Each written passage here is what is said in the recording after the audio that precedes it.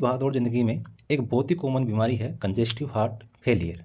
उस टॉपिक के बारे में आज संपूर्ण जानकारी डिस्कस करने वाले हैं कि कंजेस्टिव हार्ट फेलियर होता क्या है, क्या क्या इसके कोजेज हो सकते हैं, यानी किस कारण से ये बीमारी हो सकती है, उसके क्या क्या क्लिनिकल मैनिफेस्टेशन यानी साइन सिम्टम आ सकते हैं, क्या क्या डायग्नोसिस कर सकते हैं, उसी के साथ साथ उसका मैनेजमेंट किस तरह से किया जाता है। तो आज के सेशन में कंजेस्टिव हार्ट फेलियर के बारे में डिस्कस करने वाले हैं। स्टार्ट करते हैं, कंजेस्टिव हार्ट फेलियर होता क्या है। पहले देखते हैं इसकी definition. Congestive heart failure is a chronic progressive condition date affect the pumping power of the heart muscles. यानी जो कंजेस्टिव हार्ट फेलियर है वो एक क्रोनिक प्रोग्रेसिव यानी लंबी बीमारी है, लॉन्ग ड्यूरेशन से चली आ रही है। Affect the pumping power of the heart muscles किसको अफेक्ट करती है? जो हार्ट की मसल्स है, कौन सी मसल्स? मायोकार्डियल मसल्स है, उसकी पंपिंग कैपेसिटी को अफेक्ट करती है। While often refer to simply as heart failure, उसी को क्या बोलते हैं सिंपल भाषा में? Heart failure. यानी इसकी दिल फेल हो गया, यानी इसका दिल काम करना बंद कर दिया या कम कर रहा है। CHF specifically refers to the stage in which fluid build up around the heart and causes it pump inefficiently। यानी जो हार्ट है, जो अपना दिल है, वो प्रॉपर फंक्शन नहीं करता, जिसके कारण जो बॉडी में ब्लड सर्कुलेशन है वो प्रॉपर होता नहीं है। अब ब्लड सर्कुलेशन प्रॉपर नहीं होगा तो जो सेल्स है उसको ऑक्सीजन और न्यूट्रिशन की सप्लाई नहीं होगी। इसका मतलब है जो अपनी काम की एक्टिविटी है वो क्या हो जाएगी? अफेक्टेड हो जाएगी। जो मेन ऑर्गन है जैसे ब्रेन है, उसके साथ साथ किडनी है, लीवर है, उनको क्या हो जाएगा? ब्रेन को प्रॉपर ब्लड का प्रॉपर सर्कुलेशन नहीं होगा, जो वो प्रॉपर काम नहीं करेंगे। अब काम नहीं करेंगे तो जो रूटीन की एक्टिविटी है वो इम्पेयर्ड हो जाएगी। ठीक है, तो ये है इसकी डेफिनेशन। डेफिनेशन का सिंपली भाषा में मतलब है कि जो अपनी हार्ट की मसल्स है, जो दिल की मांसपेशियाँ है, वो प्रॉपर पंपिंग नहीं करती। अब प्रॉपर पंप नहीं करेगी तो जो ब्लड का सर्कुलेशन प्रॉपर नहीं होएगा। ठीक है, नेक्स्ट बढ़ते हैं अपन incidence. Incidence rates of the heart failure, we conservatively estimated the prevalence of the heart failure in India due to coronary heart disease। जो सबसे मोस्ट कॉमनली पाया जाने वाला जो हार्ट फेलियर है वो किसकी वजह से होता है? जो अपनी कोरोनरी हार्ट डिजीज होती है, जो हार्ट को ब्लड सप्लाई करती है। कौन सी कोरोनरी आर्टरी ब्लड सप्लाई करती है हार्ट को? Coronary artery. अगर उसकी बीमारी हो जाए तो सबसे मोस्ट कॉमनली हार्ट फेलियर उससे होता है। सेकेंड है हाइपरटेंशन, यानी कोई लंबे टाइम से बीपी का पेशेंट है या बीपी रेगुलरली बढ़ी हुई होती है। ओबेसिटी है, मोटापा है, डायबिटीज़ है और रूमेटिक हार्ट डिजीज है, उसके कारण ये बीमारी बहुत ज़्यादा इंडिया में पाई जाती है। अब देखते हैं इसके रिस्क फैक्टर, यानी क्या कारण हो सकते हैं इस बीमारी होने के पीछे। ऐसे कौन कौन से कारण हैं जिसके कारण कंजेस्टिव हार्ट फेलियर हो सकता है? पहला है मॉडिफाइबल रिस्क फैक्टर। ऐसे रिस्क फैक्टर जिसको अपन मॉडिफाई कर सकते हैं। मॉडिफाइबल मतलब अपन उसको चेंज कर सकते हैं जिससे उसको कंजेस्टिव हार्ट फेलियर की बीमारी नहीं हो सके। जैसे टोबैको यूज यानी तंबाकू का सेवन करना, अब उसको अपन बंद कर देंगे तो वो एक मॉडिफाइबल रिस्क फैक्टर है, इसके कारण से भी कंजेस्टिव हार्ट फेलियर हो सकता है।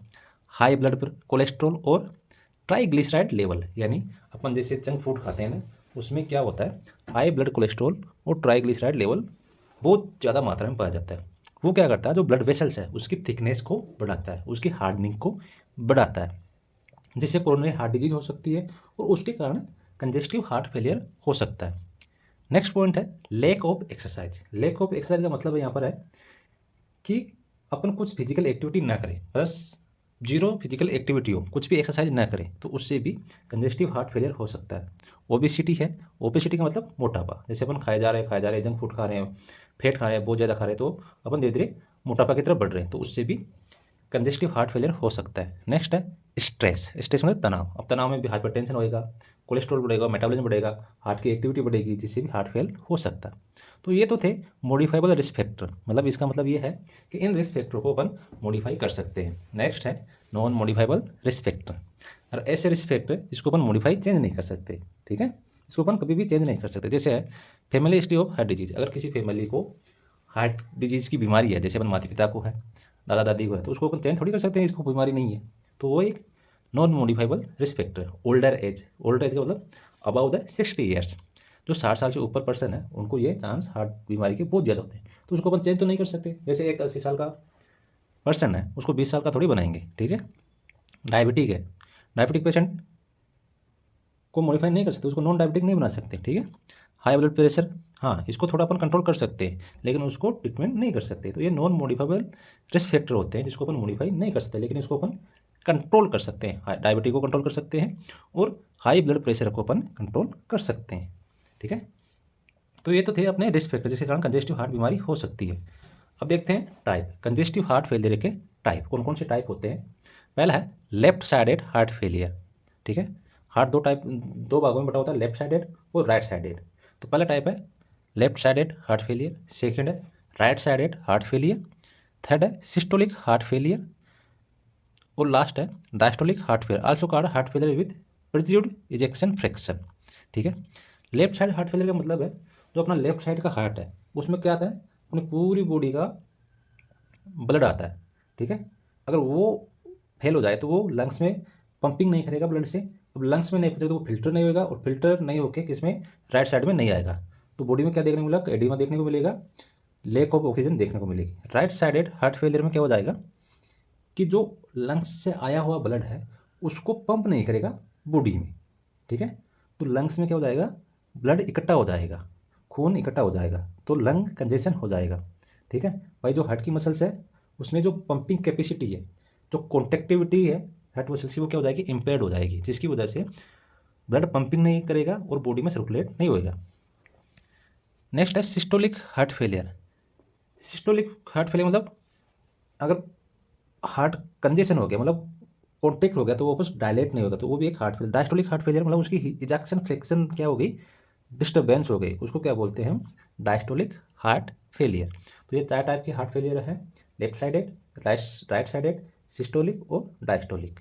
ठीक है, इसमें कोई दिक्कत। नेक्स्ट चलते हैं अपन कोजेज। पहले थे अपन रिस्क फैक्टर पढ़े थे, अब कोजेज पढ़ते हैं भाई, इस कारण से हार्ट फेलियर हो सकता है।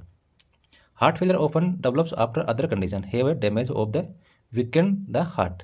यानी कोई भी ऐसी कंडीशन हो जाए बॉडी में जिसके कारण जो अपना दिल है वो क्या हो जाए, वीक, कमज़ोर हो जाए। जैसे कोई को एमआई आया हुआ है, इससे में हार्ट डिजीज है, कंजेनाइटल बीमारियां है, डायबिटीज का पेशेंट है, हाइपरटेंशन का पेशेंट है, ओबेसिटी है, ओल्ड एज है, हाई कोलेस्ट्रॉल लेवल है, लैक ऑफ एक्सरसाइज है, तो ऐसी कंडीशन से जो अपना दिल है वो क्या हो जाता है, कमज़ोर हो जाता है। अब कमज़ोर होएगा तो धीरे धीरे उसकी पंपिंग कैपेसिटी भी क्या हो जाएगी, डिक्रीज हो जाएगी, जिससे कंजेस्टिव हार्ट फेलियर हो सकता है। However the heart does not need to be weakened to cause heart failure, जिसके कारण धीरे धीरे हार्ट कमज़ोर होएगा और हार्ट फेलियर की ओर बढ़ जाएगा। It can also occur if the heart become too stiff, जिसके कारण हार्ट क्या हो जाएगा, टाइट हो जाएगा। अब टाइट हो जाएगा तो प्रॉपर कॉन्ट्रेक्शन नहीं करेगा, पंपिंग कैपेसिटी डिक्रीज हो जाएगी। ठीक है, तो इसके कारण धीरे धीरे प्रोग्रेसिव कंजेस्टिव हार्ट फेलियर हो सकता है। अब देखते हैं पैथोफिजियोलॉजी कि ऐसी कौन सी चेंजेज हो जाते हैं बॉडी में जिससे पर्सन में कंजेस्टिव हार्ट फेलियर की कंडीशन अराइज हो जाती है। तो पहला है renin angiotensin system. Renin angiotensin system कौन सा होता है, जो किडनी और एड्रिनल ग्लैंड हाइपरटेंशन को मेंटेन करते हैं। ठीक है, तो रेनिन प्लस एंजियोटेंसिन हार्मोन क्या करते हैं, एंजियोटेंसिन फर्स्ट रिलीज करते हैं। अब एंजियोटेंसिन फर्स्ट क्या करता है, एंजियोटेंसिन सेकंड को रिलीज कराता है। अब एंजियोटेंसिन सेकंड क्या करता है, एल्डोस्टेरोन सीक्रेशन कराएगा और साल्ट और वाटर का रिटेंशन कराएगा। ठीक है, यानी साल्ट और वाटर यूरिन के साथ बाहर पास आउट होते हैं, उसको क्या रीएब्जॉर्प्शन में बढ़ाएगा, जिससे बॉडी में ब्लड वॉल्यूम बढ़ जाएगा, जिसमें प्लाज्मा वॉल्यूम बढ़ जाएगा। जिससे अगर प्लाज्मा वॉल्यूम बढ़ गया तो हार्ट का प्री लोड, दो टाइप का लोड होता है, प्री लोड और आफ्टर लोड। प्री लोड जो हार्ट से पहले का ब्लड सर्कुलेशन होता है उसको प्री लोड बोलते हैं, जो हार्ट के बाद में आयोटा से जो ब्लड सर्कुलेशन जाता है उसको पोस्ट लोड बोलते हैं। ठीक है, अगर प्री लोड बढ़ गया जिसके कारण increase cardiac workload, pre load बढ़ गया, वॉल्यूम बढ़ गया, अब वॉल्यूम बढ़ने से कार्डियक वर्कलोड बढ़ जाएगा। अब कार्डियक वर्कलोड बढ़ गया तो क्या हो जाएगा, धीरे धीरे हार्ट की पंपिंग कैपेसिटी क्या हो जाएगी, डिक्रीज हो जाएगी, और पेशेंट क्या हो जाएगा, कंजेस्टिव हार्ट फेलियर की तरफ बढ़ जाएगा। अब यहाँ पर एक पॉइंट आता है कि जो साल्ट एंड वाटर का रिटेंशन हो रहा है जिसके कारण बॉडी में एडिमा, यानी शरीर क्या देखने को मिलेगा, फूला हुआ देखने को मिलेगा, सोजन देखने को मिलेगी, उसके कारण बॉडी में स्वेलिंग आ जाएगी। दूसरी तरफ चलते हैं, अगर एंजियोटेंसिन सेकंड रिलीज हो रहा है तो पेरिफेरल वेसो कॉन्स्ट्रिक्शन हो जाएगा। क्या हो जाएगा, जो पेरिफेरल ब्लड वेसल्स है उसमें वेसो कॉन्स्ट्रिक्शन वो कॉन्स्ट्रिक्ट हो जाएगी, जिससे आफ्टर लोड बढ़ जाएगा। अब आफ्टर लोड बढ़ेगा तो जो कार्डियक आउटपुट है वो डिक्रीज हो जाएगा। कार्डियक आउटपुट डिक्रीज होते ही पर्सन में क्या हो जाएगा, हार्ट फेलियर की कंडीशन अराइज हो जाएगी। तो ये तो थी पैथोफिजियोलॉजी, जिसके कारण पर्सन में हार्ट फेलियर की कंडीशन अराइज हो रही है। ठीक है, नेक्स्ट बढ़ते हैं सिम्टम्स। अगर किसी पर्सन को हार्ट फेलियर हो गया तो उसके क्या क्या सिम्टम आ सकते हैं। पहला सिस्टम में सिम्टम आएंगे कार्डियोवेस्कुलर में। ठीक है, तो मेन फंक्शन तो वही करता है ना कार्डियोवेस्कुलर, जिसमें हार्ट है और ब्लड वेसल्स है। तो उसमें क्या क्या सिम्टम देखने को मिलेगा। इस्केमिया, इसमें क्या होता है, इसमें is the restriction in the blood supply to tissue causing a shortness of oxygen that is need to be cellular, यानी ऑक्सीजन का प्रॉपर सर्कुलेशन नहीं होगा टिश्यू में, क्योंकि अगर हार्ट फेल हो गया, प्रॉपर ब्लड सर्कुलेशन नहीं हो रहा बॉडी में, तो बॉडी में सर्कुलेशन नहीं होता तो ऑक्सीजन की कमी हो जाएगी, जिसके कारण इसी में देखने को मिलेगा। लो कार्डियक आउटपुट, मैं प्रॉपर काम नहीं कर रहा हार्ट तो लो कार्डियक आउटपुट हो जाएगा। चेस्ट पेन देखने को मिलेगा, chest pain occur suddenly, severe immobilize chest pain that not relieved by rest position change and medication, यानी जो चेस्ट पेन होगा वो बहुत सीवियर देखने को मिलेगा, पोजीशन चेंज करने में भी वो डिक्रीज नहीं होएगा, और उसके साथ साथ जो मेडिकेशन है वो क्या हो जाएगी, उस पर काम नहीं करेगा। डिक्रीज पल्स रेट, भाई प्रॉपर पंपिंग नहीं हो रहेगी तो जो पल्स है यानी जो धड़कनें हैं दिल की वो डिक्रीज हो जाएगी।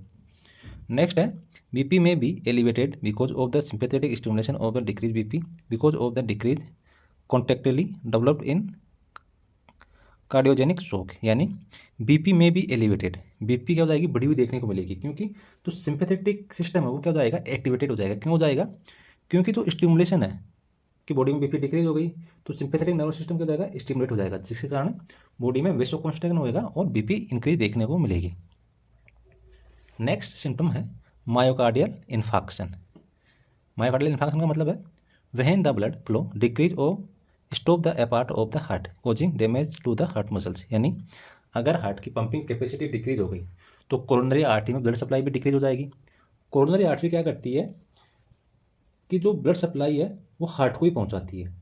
अगर कोरोनरी आर्टरी में ब्लड सप्लाई डिक्रीज हो गई तो हार्ट को भी प्रॉपर ब्लड सप्लाई नहीं होगी, जिसके कारण मायोकार्डियल इन्फाक्शन देखने को मिलेगा और धीरे धीरे हार्ट की मसल्स भी क्या हो जाएगी, वीक हो जाएगी। नेक्स्ट है डायफोरोसिस, एक्सेसिव स्वेटिंग। पर्सन को क्या देखने को मिलेगा, बहुत ही ज़्यादा पसीना आएगा, कंपकपी छूटेगी और बहुत सीवियर स्वेटिंग देखने को मिलेगी। ईसीजी चेंजेज, अगर अपन पेशेंट की ईसीजी कराएं तो उसमें क्या चेंजेस देखने को मिलेगा, ST segment and T wave change. जो एसटी सेगमेंट है ईसीजी का, वो जो टी वेव है उसमें अबनॉर्मल देखने को मिलेगा, उसमें चेंजेस देखने को मिलेगा। आल्सो शो टेकिकार्डिया, उसके बाद जो टेकिकार्डिया है यानी जो दिल की धड़कनें हैं वो नॉर्मल रेंज से बहुत ही ज़्यादा देखने को मिलेगी। डिस्ट्रदिमिया, डिस्ट्रदिमिया में अबनॉर्मल रिदम किसका, हार्ट का, मतलब 200 बीट पर मिनट से ज़्यादा उसकी बीट आएगी हार्ट की, तो उसको बोलते हैं डिस्ट्रदिमिया, यानी 1 मिनट में 200 से ज़्यादा बार धड़केगा दिल, क्योंकि वो प्रॉपर ब्लड सप्लाई सर्कुलेशन नहीं होगा बॉडी में, सर्कुलेशन नहीं होगा तो सिंपैथेटिक नर्व सिस्टम एक्टिवेट हो जाएगा तो हार्ट को बार बार पंपिंग कराएगा, तो उसके कारण हार्ट रेट बढ़ जाएगी और डिस्ट्रदिमिया की कंडीशन अराइज हो जाएगी। ठीक है, अब सेकंड है रेस्पिरेटरी सिस्टम में क्या अफेक्ट पड़ेगा। अगर किसी को कंजेस्टिव हार्ट फेलियर हो गया तो रेस्पिरेटरी सिस्टम पर क्या क्या सिम्टम देखने को मिलेंगे। फर्स्ट साइन सिम्टम देखने को मिलता है शॉर्टनेस ऑफ ब्रीथ। जो पेशेंट है उसको अगर कंजेस्टिव हार्ट फेलियर हो गया तो उसकी जो सांस की दर है लेने की वो धीमी पड़ जाएगी और लंबी लंबी सांस लेगा, गहरी गहरी सांस लेगा। नेक्स्ट पॉइंट है पल्मोनरी एडिमा। पल्मोनरी एडिमा का मतलब है जो लंग्स है उसमें क्या हो जाएगा, ब्लड जमा हो जाएगा जिससे वो धीरे धीरे फूल जाएंगे। ठीक है भाई, जो अपना पंपिंग कैपेसिटी वो डिक्रीज हो जाएगा तो जो ब्लड है वो राइट साइड से बॉडी में सर्कुलेट नहीं होगा तो पीछे ही वो लंग्स में इकट्ठा हो जाएगा, तो उसके कारण लंग्स में एडिमा देखने को मिलेगा। Chest heaviness, dyspnoea, difficulty in breathing, fatigue. ठीक है, तो ये रेस्पिरेटरी सिस्टम में देखने को मिलेगा। नेक्स्ट है genitourinary system. Genitourinary system में क्या देखने को मिलेगा कि डिक्रीज यूरिन आउटपुट में इंडिकेट कार्डियोजेनिक शॉक। अगर पेशेंट का नॉर्मल रेंज से डिक्रीज यूरिन आउटपुट हो रहा है तो उसको कार्डियोजेनिक शॉक हो गया।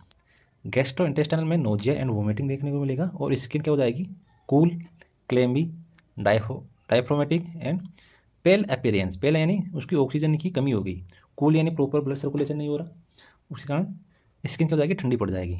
ठीक है, तो ये साइन सिम्टम देखने को मिल सकते हैं। पहला सिस्टम था कार्डियो वेस्कुलर में, तो उसमें pain, myocardial infarction, ST, segment elevation ECG में देखने को मिलेगा। रेस्पिरेटरी में oedema, shortness of breathing, tightness of the chest, heaviness, fatigue, urine output decrease हो जाएगा और स्किन क्या हो जाएगी, कूल, क्लेमी और पेल स्किन देखने को मिलेगी। अब अगर किसी को कंजेस्टिव हार्ट फेलियर हो गया तो उसका डायग्नोसिस क्या कर सकते हैं। पहला है फिजिकल एग्जामिनेशन। फिजिकल एग्जामिनेशन में उसका हिस्ट्री कलेक्शन करना है कि उसको प्रीवियस तो कोई हार्ट की डिजीज तो नहीं हुई, किसी फैमिली मेम्बर को तो नहीं है, उसकी एज क्या है, सोशियो इकोनॉमिक फैक्टर क्या है, उसका कल्चर क्या है, हाई फैटी डाइट तो नहीं लेता, एक्सरसाइज कैसी है, ओबेसिटी तो नहीं है, हाइपरटेंशन नहीं है, डायबिटिक तो नहीं है। ये सभी उसकी हिस्ट्री कलेक्शन और फिजिकल एग्जामिनेशन में चेक करेंगे। थर्ड करते हैं स्ट्रेस टेस्ट। स्ट्रेस टेस्ट ऐसी होती है जिसमें अपन उसको एक मशीन पर रनिंग कराते हैं। अब रनिंग कराते हैं तो उसकी जो ईसीजी की लीड है उसके चेस्ट पर ड्यूरिंग वो रनिंग करता है तो वो एक मॉनिटर पर शो होती है। अब मॉनिटर पर शो होती है तो उसको कोई भी अबनॉर्मलिटी होती है तो वो ईसीजी में फाइंड आउट हो जाती है। इस डायग्राम में देखो बताया गया है कि इस पर्सन को यहाँ पर दौड़ाया जा रहा है मशीन पर, और जो चेस्ट लीड्स है वो कहाँ पर एक कंप्यूटर मॉनिटर से लीड हो रखी है और उसकी जो दिल की एक्टिविटी है वो इस मॉनिटर में दिखाई दे रही है। तो कोई भी अबनॉर्मलिटी होगी तो उसमें ये फाइंड आउट हो जाएगा, तो ये टेस्ट भी करते हैं। नेक्स्ट है चेस्ट एक्सरे। चेस्ट एक्सरे में कि जो हार्ट की साइज़ है वो नॉर्मल है कि अबनॉर्मल है, कि राइट साइड से बढ़ रहा है या लेफ्ट साइड से बढ़ रहा है, तो ये किस में देखने को मिलेगा, चेस्ट एक्सरे में। उसके साथ साथ जो लंग्स है उसमें एडिमा कितना हो रहा है तो वो भी किस में देखने को मिलेगा, अपने को चेस्ट एक्सरे में देखने को मिल जाएगा। तो उसके लिए चेस्ट एक्सरे करते हैं। नेक्स्ट जो अपनों को मोस्टली आइडेंटिफाई कराती है वो कौन सा टेस्ट है, इलेक्ट्रोकार्डियोग्राम यानी ईसीजी। ईसीजी में पूरी हार्ट की एक्टिविटी एक मॉनिटर ग्राफ में छप जाती है, भाई क्या अबनॉर्मलिटी है। तो उसमें जो एस टी सेगमेंट है उसमें क्या देखने को मिलेगा, अबनॉर्मल देखने को मिलेगा। अगर किसी पर्सन को कंजेस्टिव हार्ट फेलियर हो गया तो इन दोनों में पर्सन को देखने को मिलेगा, अबनॉर्मल ईसीजी देखने को मिलेगी। ठीक है, फिर करते हैं इकोकार्डियोग्राम। कौन सा टेस्ट करते हैं, इकोकार्डियोग्राम। इकोकार्डियोग्राम क्या होता है, एक यूएसजी जैसा प्रोसीजर होता है।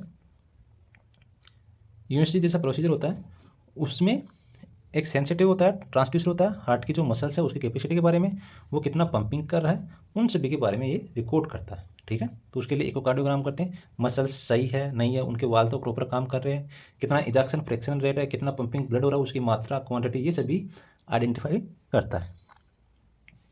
फिर है cardiac catheterization, angiogram.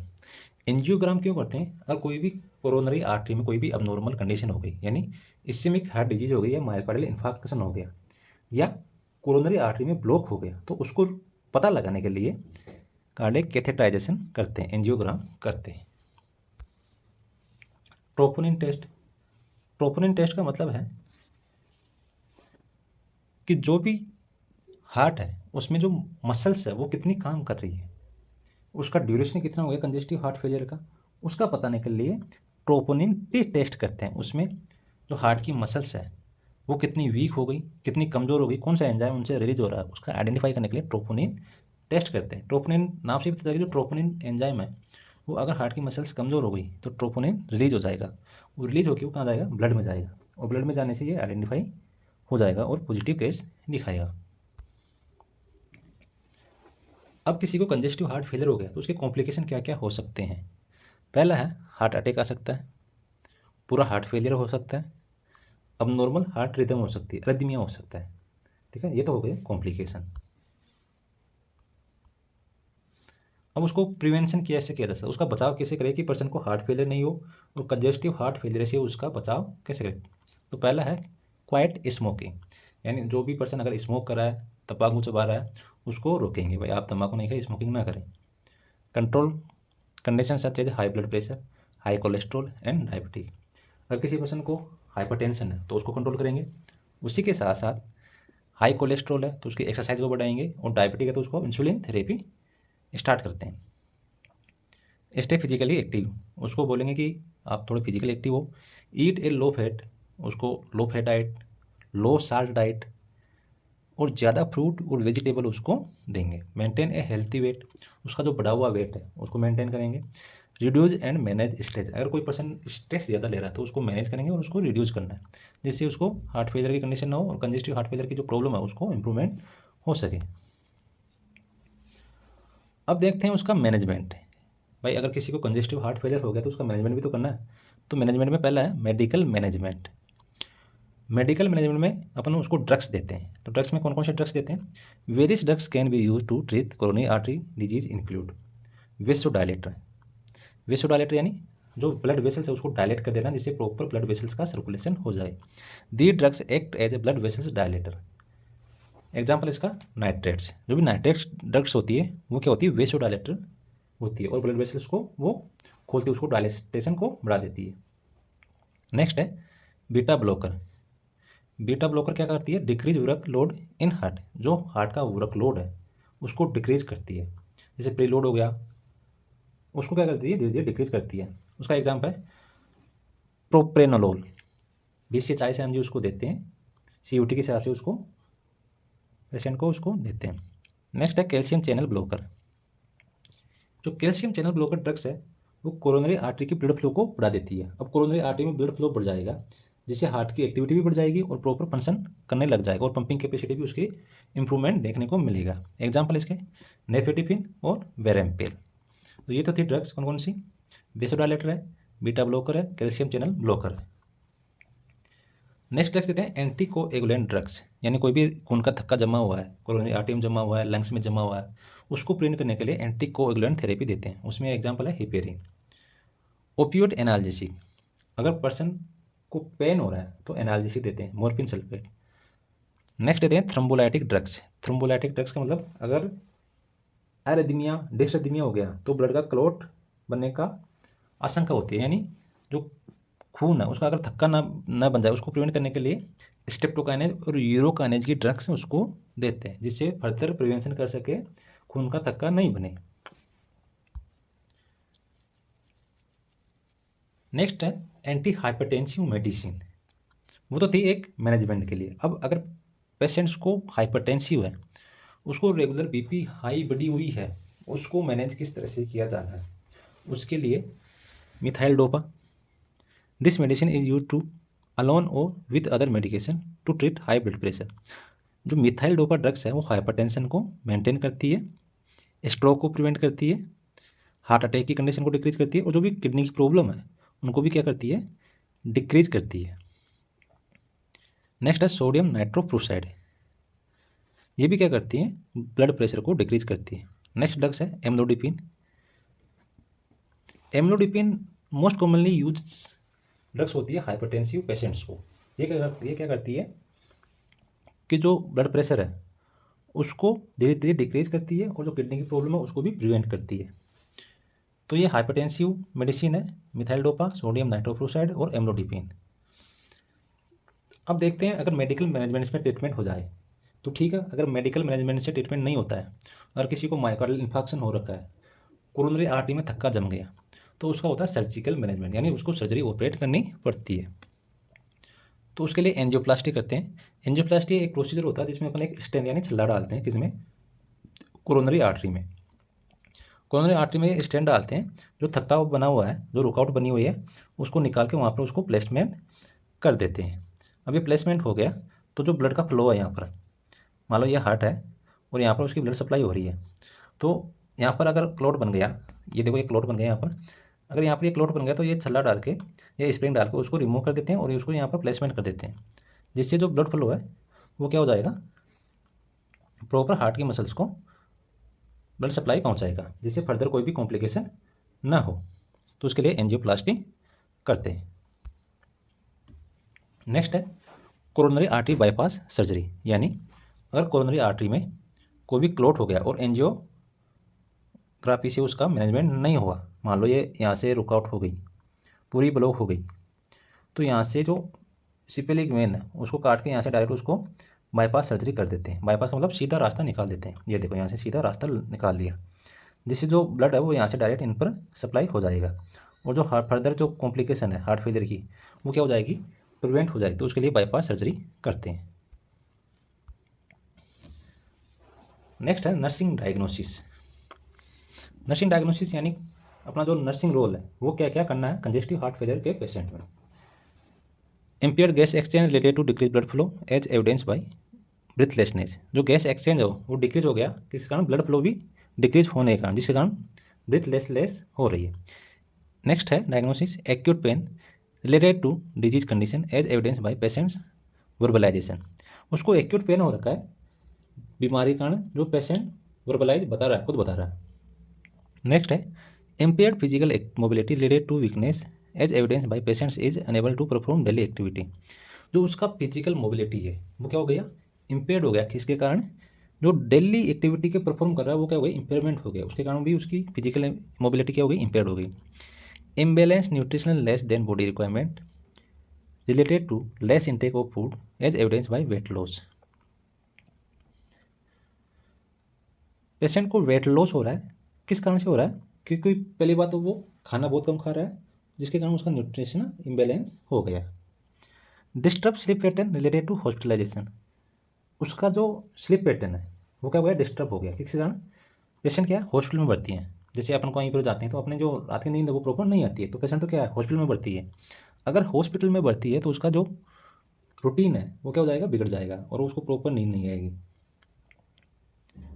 Anxiety related to hospital. उसको एंजाइटी हो रखी है हॉस्पिटल से, और कई तरह के वहाँ पर पर्सन पूछते हैं तेरे को क्या हो गया, फलाना ढिकड़ा, ये सब क्या हो जाता है?